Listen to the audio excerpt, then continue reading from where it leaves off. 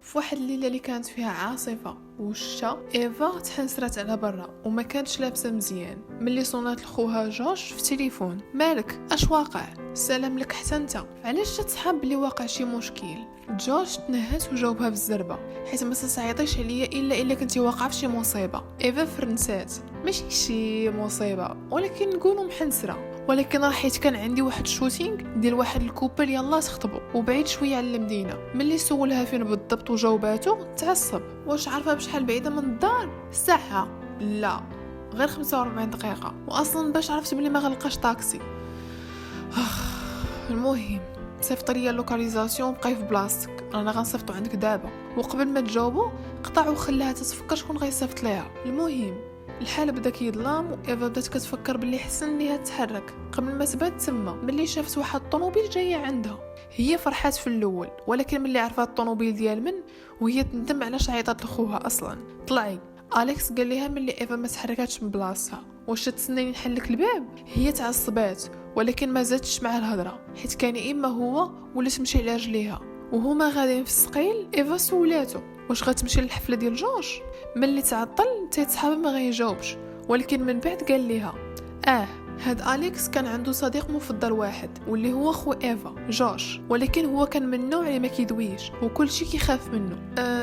شوف بلا ما تقلق، ولكن خاصنا نوقفوا عند المخبازه باش ناخذوا الكوموند ديال الكيك ديال جورج. لا ما يمكنش، حنا اصلا معطلين، ولكن راه غياخذ لك غير 10 دقائق، وراك عارف باللي جورج غيمشي خارج البلاد لمده عام وما غيكونش عنده من يجيب هاد الكيك. حبسي. أليكس زير على الفولون وقال ليها بشويه: واش الا ديتك غتسكتي؟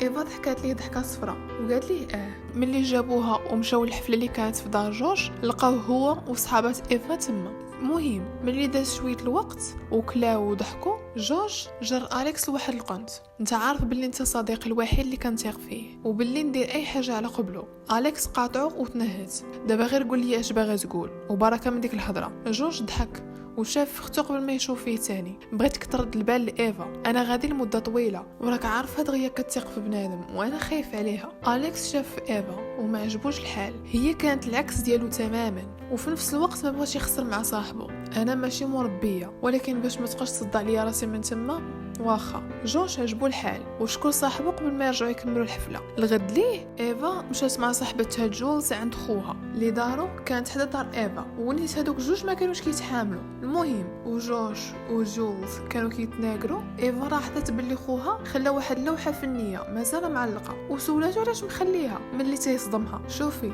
انا ما قلتهاش لك باش ما تعصبيش، ولكن راه غيجي شي واحد يسكن هنايا. ايفا شافت في جولز اللي لقاتها حتى هي كتشوف فيها: شكون غيجي يسكن هنايا؟ وفين سولاتو فين بثلاثه تيدوروا الباب ملي سمعوا الصوت ديال واحد الطوموبيل. ايفا شافت في خوها اللي بدا كيضحك ملي شي واحد دق في الباب ودخل. ايفا دارت بشويه وما غيدخل غير أليكس.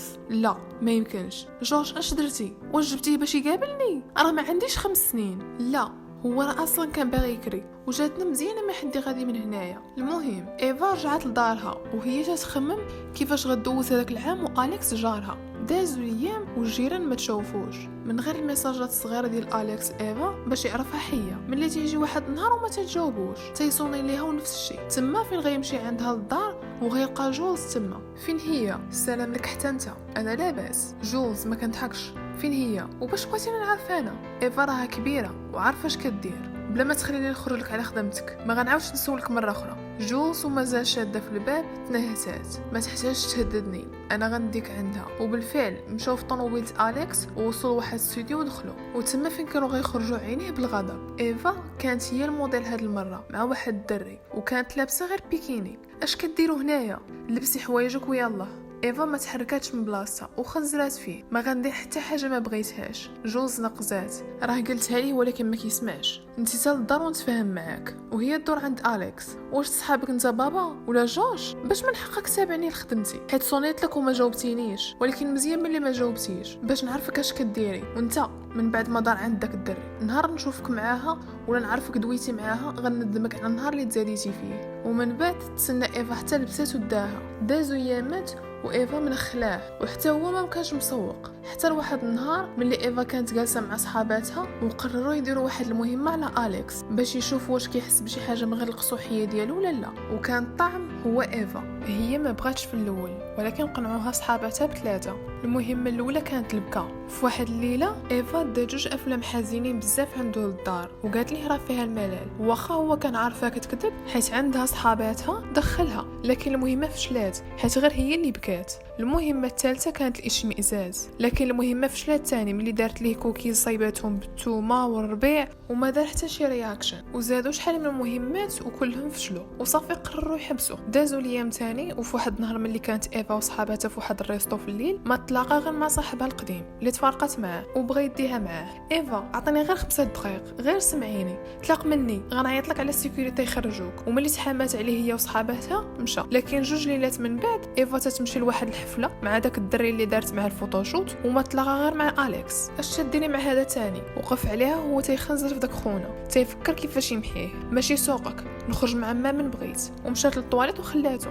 اليكس رجع عندك السيد اللي كان معاه وبقى راد معها البال، لكن ملي تعطلات مشى يتاكد ولقاها خرجت من تما. ملي جا خارج من الريستو تيسمع واحد الغوته، واحد الصوت اللي ما خافيش عليه. ملي تيمشي يشوف ما غتبان ليه غير ايفا ووقف عليها واحد الراجل. راه قلت لك ما غنرجعش ليك، واش ما كفاكش ديك الشوهه اللي درتي ديك النهار؟ ايفا راه كنبغيك عافاك رجعي ليا. وغير حط عليها يديه.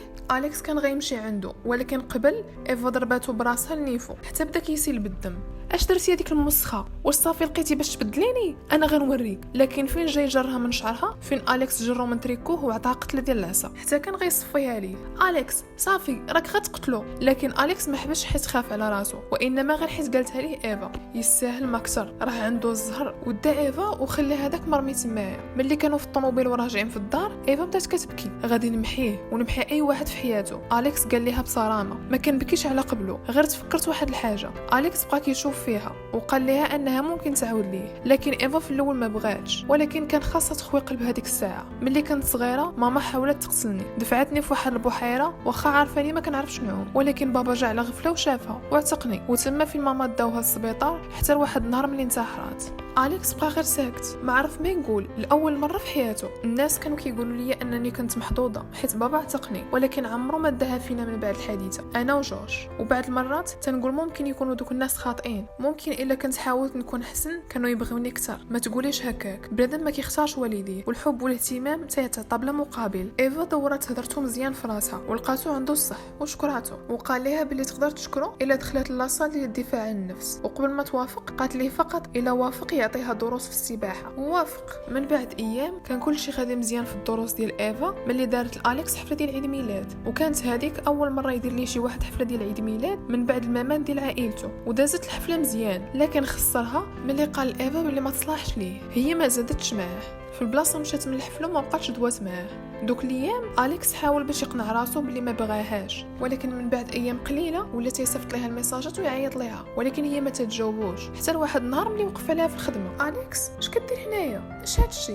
ايفا قالت ليه ملي شافت اش حط قدامها تليفون، حيت واقيلا سرسيك ديالك حيت ما بغيتيش كتجاوبيني. ايفا شداتها الضحكه. تليفوني مازال خدام ولكن كنت مشغوله. ملي اليكس بقى غير كيشوف فيها وهي تكمل اش واش توحشيني زعما؟ صافي رجعتي في كلامك. لكن اليكس ما قدرش يعترف ودارو تيشوف في اللوحات اللي معلقين وراها وقال لها تعطيه اغلى وحده. واش تسطيتي؟ المهم الا بغيتينا نبقاو بجوج خاصنا نخبيو العلاقه ديالنا حتى يجي جوج ونقولوها ليه. انا ما عندي حتى مانع، اي حاجه بغيتيها هي اللي غتكون. وداكشي اللي وقع. ولاو كوبل بالتخبيه لواحد المده وكان كلشي غادي مزيان حتى لواحد النهار ملي ايفا مشات تشوف باها في دارهم القديمه. وفين دازت حدا ديك البحيره اللي ما دازتش من حداها من نهار وقعت الواقعه، فين تفكرات فجاه الحقيقه وخرجت كتبكي قبل ما تشوف باها. ومشات عند اليكس. اش وقع؟ واش دار لك شي واحد شي حاجه؟ اليكس تيترعد ولكن سول ايفا بشويه. هي كانت غير كتبكي وملي حبسات شرحت ليه كلشي. اليوم تفكرت كلشي. كنت هبيله حياتي كامله ملي تيقت كلام. ملي كنت صغيره خلوني نتيق بلي ماما اللي كانت باغا تقتلني، ولكن في الحقيقه بابا اللي دفعني. اليكس تصدم وبالخف عنقها وفكر في واحد الخطه. الغد ليه ايفا عيطت لباباها لدارها وواجهته بكل شيء. واخا كانت غير هي وياه في البيت حست بالامان مجرد انها عرفت ان اليكس كاين في البيت اللي حداها. اش كتخربقي بنتي؟ راه غير شي كوشمار هذاك، داكشي راه ماشي بصح. باها قال ليها، ولكن ايفا ما خلاتوش يعاود يضحك عليها مره اخرى. داكشي اللي تفكرتو راه بصح، ما عرفتش علاش ما كنتيش كتبغينا وعمرك بغيتينا، ولكن حرام عليك داكشي اللي درتي فينا انا وجوج وماما مسكينه. وملي باها عرف بلي ما يقدرش يقنعها اعترف بكل شيء، وكان غيقجها ويقتلها ثاني. ملي دخل اليكس وجوج بجوجهم وقفوه عند حدو. جوج كان غيضربو ولكن وقفاتو ايفا وقالت ليه باللي ما يستاهلش، وكان اليكس تجمع ليه شي دواصه صحاح ويدخل الحبس وعمره ما يخرج منه. وجوج واخا ما تقبلش علاقه اليكس وايفا في الاول، لكن مع الوقت بدا يتفهم ملي بدا يشوف المحبه اللي بيناتهم.